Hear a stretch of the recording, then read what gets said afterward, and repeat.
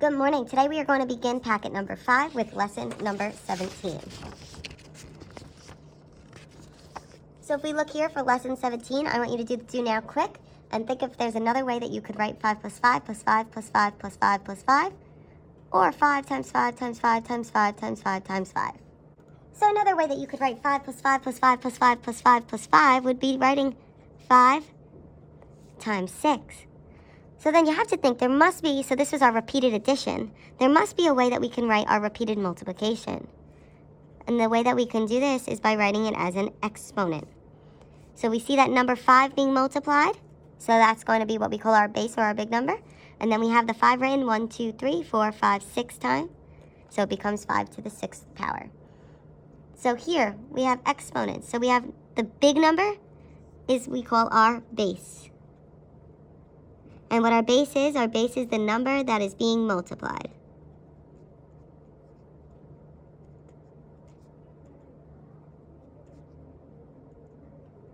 It's that number that you see. Then here, that little number on top is called our exponent or our power.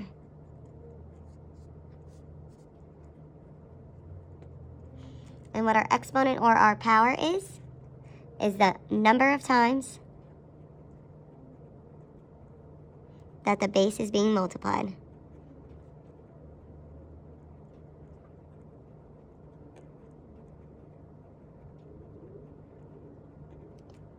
So something that I also want to note is that when we do not have an exponent on a number, the exponent is a 1. So for example, if I have the number 5, there really is an invisible 1 there. If I have the variable x, there really is an invisible 1 there. So what I'd like you to do now is try to write 1 through 4 in exponential form, but let's do 1 together. So the number that you see there is going to be our big number, the base, 3, and I see the 3 written 1, 2, 3, 4 times, so that's going to be my exponent. Let's look at number 3 here. I see a number and a variable, so I have a 5, and I have a y.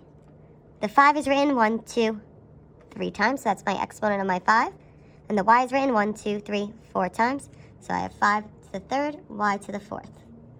So now try 2 and 4 and come back to check your answer. So if I look at example 2, I have x raised to the 7th power because there are 7 x's being multiplied. Number 4, I have a lot of different parts that I need to look at. First, I have 1 to the 2nd, or another way you pronounce to the 2nd would be squared.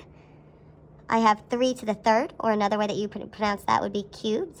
I have a to the 4th, or b to the 1st. You could write it either way. So now I'd like you to expand the following, which is working backwards. So here 4 to the 5th is telling me I need to take the 4 and multiply it out 5 times. So that's expanded out. Now number 7, I have 2 different components here. So I have the 2 that needs to be multiplied 4 times. And then I have the x that needs to be multiplied 6 times.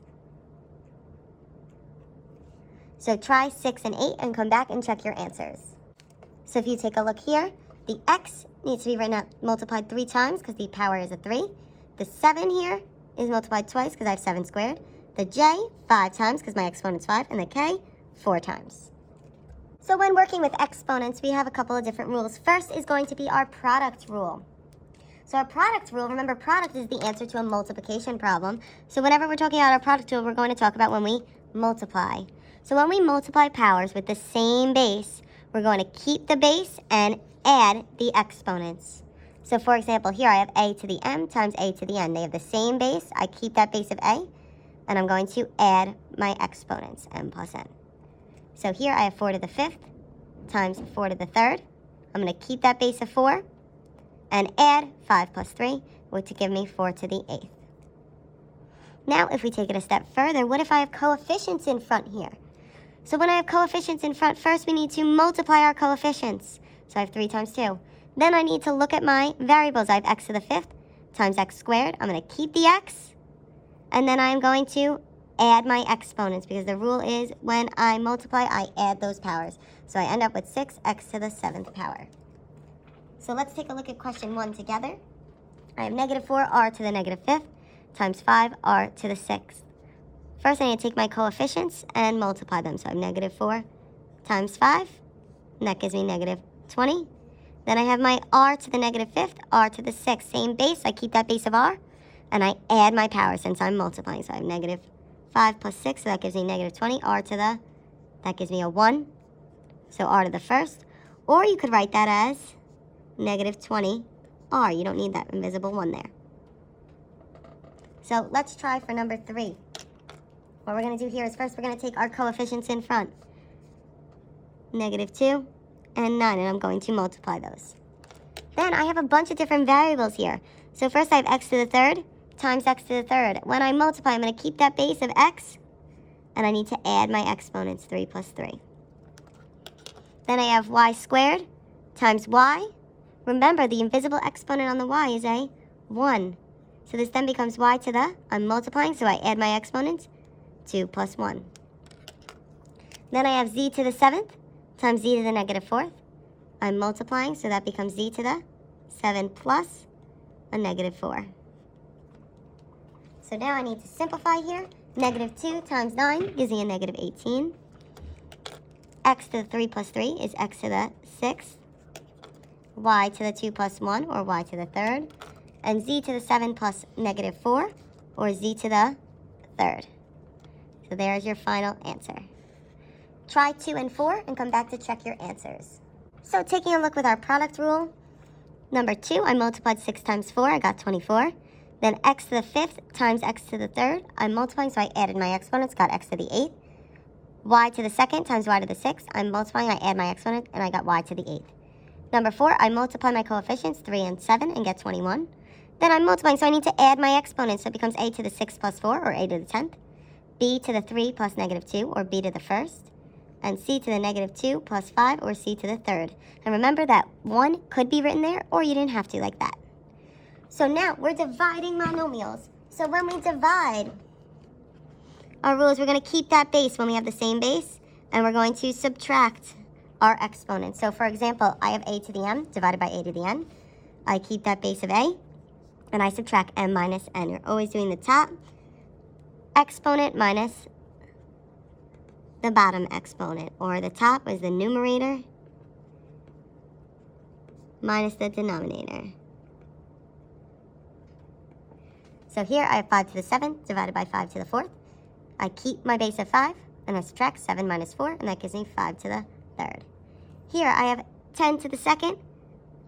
I have 10x to the 5th, y to the 7th, z to the 8th. Well, divided by 2x to the 2nd, y to the negative 1st, and z, the invisible exponent on a z is a 1. So what we're going to do here is we're going to divide 10 divided by 2. And that gives me a 5. Then we have x to the 5th divided by x to the 2nd. And remember, when we're dividing, we subtract, so it becomes x to the 5 minus 2, or x to the 3rd. We have y to the 7th divided by y to the negative 1st. We're dividing, so it's 7 minus a negative 1. That then gives me y to the 8th. And then z to the 8th divided by z to the 1st. I'm dividing, so I need to subtract 8 minus 1. And that gives me z to the 7th. Okay, so I'd like you to take a minute, pause the video, and try 1 through 4. So if you take a look at example 1, I keep my base of an x, and I subtract 8 minus a negative 3. That gives me 11. Number 2, I divide negative 21 and 7. I get a negative 3. And I'm dividing, so I need to subtract my exponents. So it becomes a to the 10 minus 8, or a to the 2nd, b to the 7 minus a negative 2, which gives me b to the 9th. Number 3, I divide my coefficients, negative 16 and negative 4, and I get a positive 4. Then I'm dividing, so I need to subtract my exponents. So it becomes x to the 4 minus a negative 2, which gives me x to the 6th. And then y to the 7 minus 5, or y to the 2nd. Number 4, I have no coefficients, so I'm just dealing with the rule. When I divide, I need to subtract my exponents. So I have x to the negative 4 minus a negative 9, which gives me x to the 5th. Y to the 9 minus 4, which gives me y to the 5th. And z to the 5 minus, remember there's an invisible 1 there, so that gives me z to the 4th. All right, so next we're going to deal with if we have a power raised to a power. If we have a power raised to a power, we're going to keep the base, and we're going to multiply our exponents. So for example, I have a to the m to the n. I'm going to keep the base of a and multiply m times n. So here I have 5 to the 2nd to the 3rd. I keep the 5, and I multiply 2 times 3, and that gives me 5 to the 6th. Here I have k to the negative 5th to the negative 7th. I'm going to keep my base of k and multiply negative 5 times negative 7, which, I'm sorry, gives me a positive 35. So take a second, try 1 and 2, and come back with your answers. So if I look here, I have my 4, I have a power raised to a power, so I multiply 3 times negative 8 gives me 4 to the negative 24th. Here I have x to the 6th raised to the 9th, so I end up doing x to the, and I multiply my powers, and I get x to the 54th.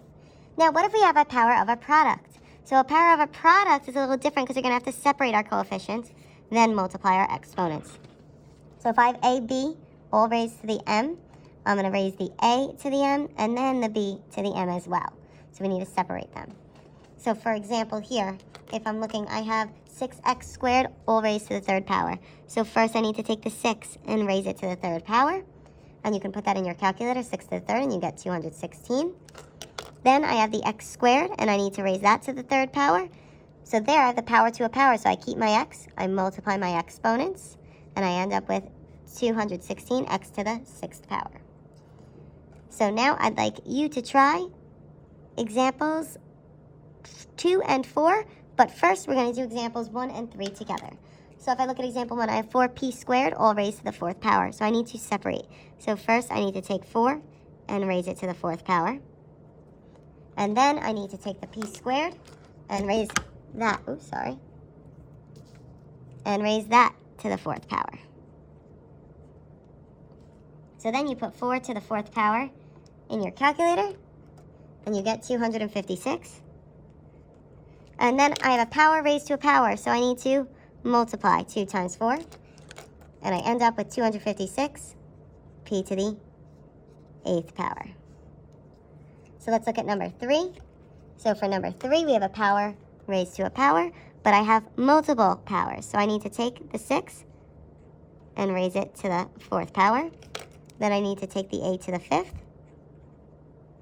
and raise it to the 4th power. And then I need to take my b, and remember the b has an invisible 1 as my exponent. So b to the 1st and raise it to the 4th power. So then I could put 6 to the 4th in our calculator, and I get 1,296. Here I have a power to a power, so I need to multiply my exponents. So it becomes a to the 5 times 4. Here I have a power to a power, so I need to multiply my exponents. So 1 times 4.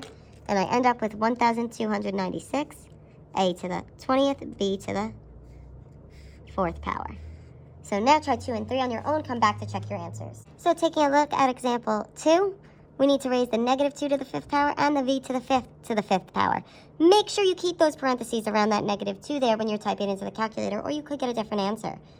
So then we do our exponent, and we get 32. And then v to the 5 times 5, because we have a power to a power, gives us 32v to the 25th power. Number 4, once again, we're breaking down each part and raising it to that 3rd power. Negative 5 to the 3rd power gives me negative 125. Then I have n squared to the 3rd. I have a power to a power, so I keep the n, and I multiply 2 times 3. And that gives me n to the 6th. Then m to the 4th to the 3rd power. Power to a power, I multiply, and I end up with m to the 12th. If you have any questions, please comment on this video or on the Google Classroom and complete practice worksheet number 17.